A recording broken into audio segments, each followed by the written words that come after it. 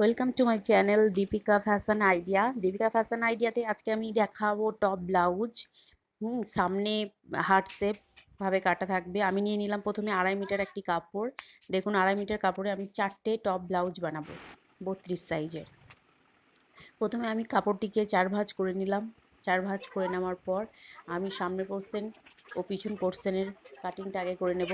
যেহেতু ঝুল আছে আমাদের 14 ইঞ্চি, তাই কাটিং আর শেপের জন্য আমি 1 ইঞ্চি বেশি নিয়েছি, 15 ইঞ্চি। বগল নামিয়ে নিলাম 7.5 ইঞ্চি। 5.5 ইঞ্চি নামিয়ে বগলের মহরি করব 7.5 ইঞ্চি।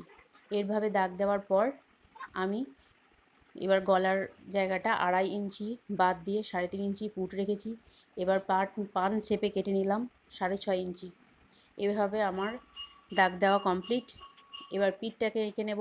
10.5 ইঞ্চি পিঠ নামিয়েছি, 5 ইঞ্চি রেখে দিয়েছি। পিছনে হুক হবে, তাই ব্লাউজটি আমি পিছন পোর্শনটা এভাবে কেটে দেব। এরপর ব্লাউজটা কাটা হয়ে যাচ্ছে। ব্লাউজটা কাটা হয়ে গেল। একটা সামনের পোর্শনটাকে সরিয়ে রেখে দিয়ে পিছন পোর্শনটা আমি কেটে নিলাম।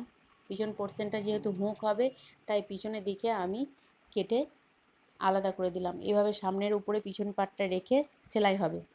এবার আমি লাইলিনটাকে কেটে নেব। আমি ব্লাউজ কাটার সময় কোনো সময় লাইলিন পরে কাটি না, পরে কাটবো, যখন সেলাই করব তখন কাটবো, এভাবে করি না। যখনই ব্লাউজটি কাটি সঙ্গে সঙ্গে লাইলিন কেটে ফেলি।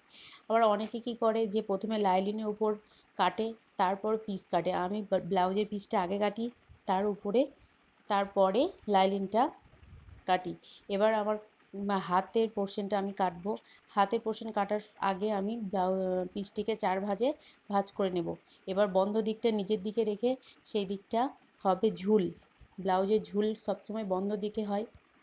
এভাবে আমি চৌকো শেপ এঁকে হাতের মৌরি এঁকে নিলাম।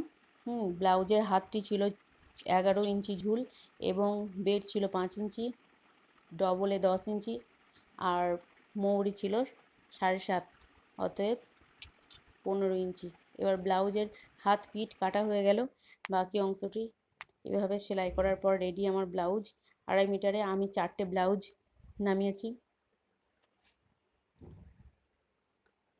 একটা এখনো রেডি হয়নি।